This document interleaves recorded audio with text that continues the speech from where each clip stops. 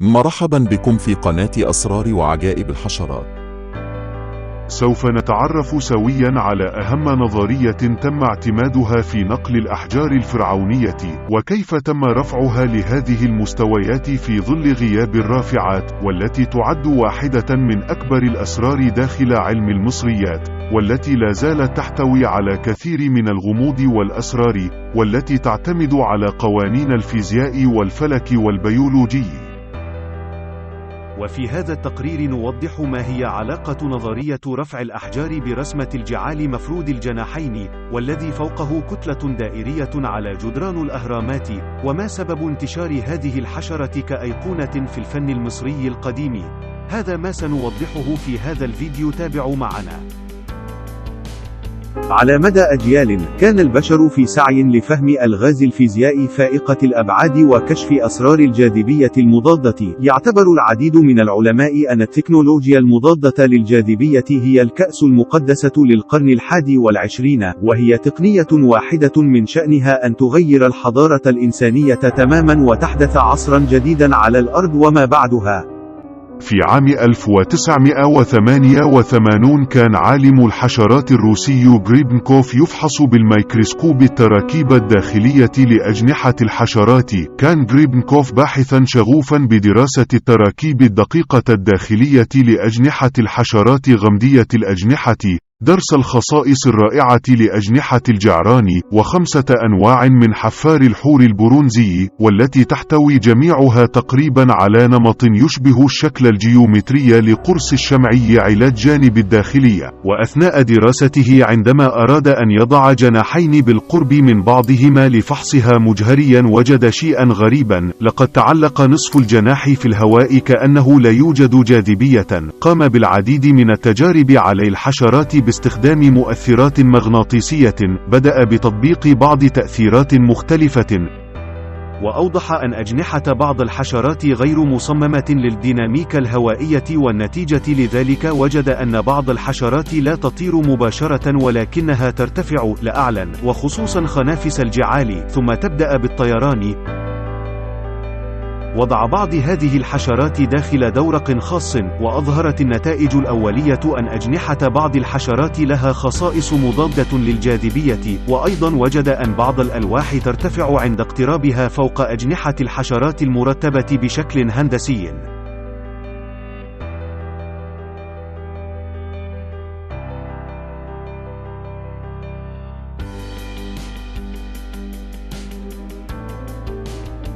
في عام 1988 كان غريبنكوف يمارس هوايته المفضلة متجولا في السهول عازما المبيت ليلة مع ضوء القمر، وفجأة شعر برائحة غريبة كريهة، وشعر بصداع وطعم غريب في فمه، ووجد أنه كلما ابتعد عن المكان بقدر 6 أمتار فإن هذا التأثير يزول، وعندما يقترب من هذه المنطقة يعود نفس الشعور مرة أخرى. وبعد الاستكشاف وجد أنه خيم بالقرب من عش نحل قد مات للتو نتيجة انهيارات في التربة. عاد للمكان في أوقات مختلفة وطقس متفاوت، ولكن الشعور السيء كان نفس الشيء. قام بجمع أجزاء من عش النحل المتبقي وعاد لمكتبه لفحص هذه الظاهرة غير العادية. عندما قام بوضع يده على القرص الشمعي وجد شعور حراري، وعندما وضع آخرون أيديهم في المجال كان نفس التأثير، في حين لم يسجل الترمومتر أي تغير، ولم تستجب أي أجهزة لكشف المجال المغناطيسي أو الإشعاعي.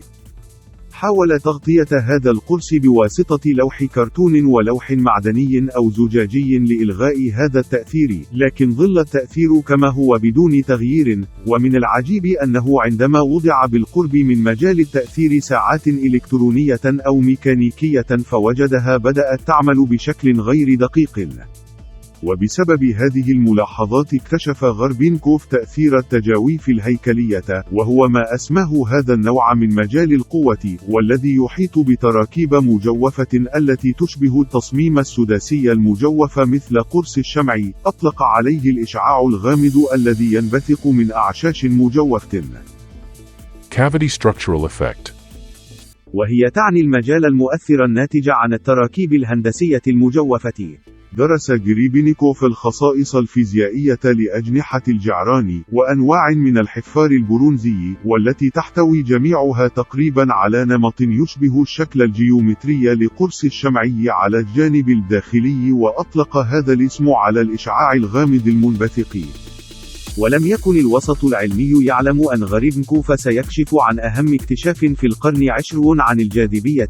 درس غريبنكوف الخصائص الفريدة أجنحة الجعران و5 أنواع من حفار الحور البرونزي، والتي تحتوي جميعها تقريبا على نمط يشبه الشكل الجيومتري لقرص الشمع على الجانب الداخلي لحالات الأجنحة. وعلق في مقاله: هذه الأجهزة والأجهزة الغريبة والفريده والمعقدة لا تستخدم فقط لحواس اللمس والشم والرؤية والصوت، ولكنها تستقبل أو تولد موجات إلكترونية، بينما يعيق بعضها جاذبية الأرض. بسبب هذه الاهتزازات الذرية الداخلية، توجد موجة ثابتة في البيئة حول أي جسم، وبالتالي فإن تواتر وطول هذا الاهتزاز فريد بالنسبة لأي مادة.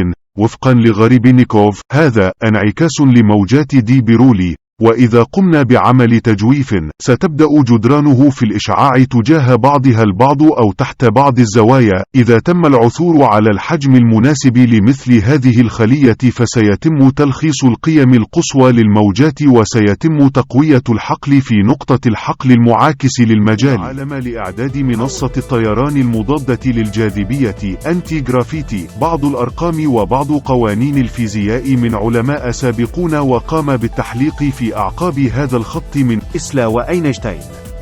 استحوذت على غريبنكوف محاولة إنشاء نوع من المركبات المضادة للجاذبية لسنوات كان يكدح في المشروع، حتى أخيرا توصل إلى شيء يمتلك خصائص مذهلة على ما يبدو من خلال ربط المئات إن لم يكن الآلاف من صفائح الكيتيين بأسفل منصة خشبية بسيطة. قام غريبنكوف باختراع مركبة مضادة للجاذبية، والتي ادعى أنها يمكن أن تسافر بسرعة تصل إلى 1500 ميل في الساعة، بارتفاع إلى 300 متر من سطح الأرض. قام بتشغيل الجهاز عن طريق الضغط على المنصة وباستخدام يديه. تم توصيله بالقاعدة بواسطة عمود واحد. على الرغم من السرعات الهائلة، لم يختبر غريبنكوف أي تأثيرات ولا خصائص القصور الذاتي أو الضغط الديناميكي، والتي كما لو كانت مختبئة في مجال قوة الفقاعة. علاوة على ذلك، أثناء الطيران كان الجهاز غير مرئي من الأسفل، ويظهر فقط على شكل كرة ضوئية أو سحابة في السماء.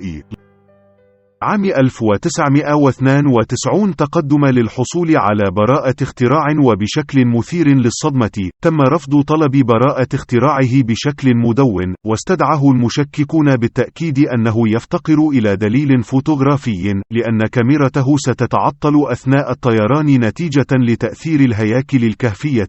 وعلق في كتابه: لم أخجل من هذا، مؤكدا أن متعة العمل الإبداعي حتى العمل بكثير وأكثر إشراقا من الحصول على أي دبلومات أو ميداليات أو براءة اختراع. فكرته من خلال الرسوم التوضيحية والشروح التفصيلية في كتابه، والمؤلف سنة 1997، ولكن لدواعي أمنية في ذلك الوقت تم حذف الكثير من المعلومات قبل نشر الكتاب، والموجود حاليا في متحف روسي، والذي هو بالروسية بعنوان مويمير، وتعني عالمي. توفي غريبنكوف عام 2001 تاركا وراءه كثيرا من الحيرة وعلامة الاستفهام عن حلقة مفقودة بين الماضي والحاضر ومستقبل علم مضادات الجاذبية أنتي جرافيتي.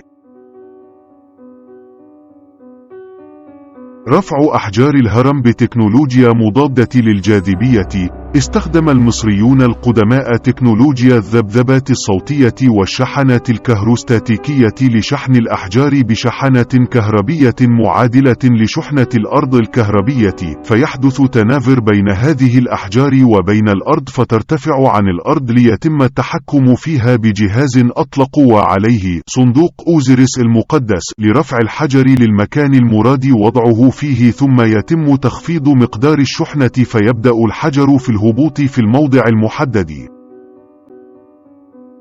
وبالرجوع لفكرة هرم الجيزة العظيم والمبني بشكل لا يصدق لدرجة أن أجيال من الباحثين تكهنوا أنه للوصول لمثل هذه الفكرة في هرم لا بد أن يكون هناك نوع من التكنولوجيا الفضائية، فالفراعنة هم أول ناس عرفوا وأن الجعران يحمل مضادات للجاذبية تتعامد مع طاقه الأرض المغناطيسية يمكن استغلالها لتحريك الصخور، حيث يتم جر تلك الأحجار على تلك التراكيب الهندسية بسهولة، وبالتالي تكون الأوزان لا قيمة لها ويمكن التعامل معها بسهولة ويسر. وكما هو الحال بالنسبة للمثال الذي قدمه جريبينكوف من خلال آلته للطيران والمستوحاة من الحشرات وخصوصا الجعال، ولعل هذا يفسر السر وراء الرسومات الكثيرة لهذه الحشرة داخل المعابد الفرعونية والأهرامات كأحد الأيقونات للفراعنة القدماء باعتبارها رمزا مهما للغاية في الأساطير المصرية.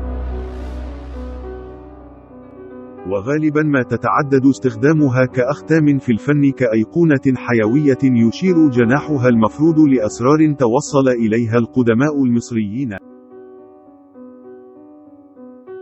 ومن العجيب أن الأبحاث العلمية أكدت أن هذه الحشرة تستطيع تحريك 10 أضعاف وزنها من كتل الطين والروث، لدرجة أن ذكور هذه الحشرات تستطيع جر كتلة قدرها 1141 مرة قدر وزنها، أي أن هذا يعادل قوة شخص يجر 6 أتوبيسات ذات طابقين مليئة بالركاب. ما تم اكتشافه بواسطة جرابينكوف ليس معروف تحديدا. غربينكوف ترك هذه الكلمات قبل موته: الأسرار الغامضة قد تصبح حقيقة، لا يوجد تصوف، الشيء ببساطة هو أننا نحن البشر ما زلنا نعرف القليل عن الكون. لابد أن القدماء المصريين كان عندهم تطور لعلوم الجاذبية، بالتالي يسهل عليهم نقل الكتل الحجرية بسهولة وبدون مشقة، تماما كما تفعل الجعاليات لكي ترفع كتلتها للارتفاع والتحليق. هل من الممكن أن يكون هناك نوع من العلوم قد فقد عبر التاريخ وتم إعادة اكتشافه بواسطة العالم الروسي غربينكوف، والتي ما زالت غير معروفة، ولكن كما ذكر في كتابه من أن الأسرار الغامضة تكون كذلك حتى تصبح حقيقة، ولكن عن طريق إلغاء تأثير الجاذبية يصبح رفع الأحجار الضخمة أمرا سهلا، ولعل هذا ما قام به المصريين القدماء من اختيار أشكال هندسية بترتيب جيومتري يجعل تأثير الجاذبية صفر. شكرا لكم لمشاهدة هذا الفيديو للنهاية. إن أعجبكم الفيديو اضغطوا إعجاب وشاركونا بآرائكم في التعليقات.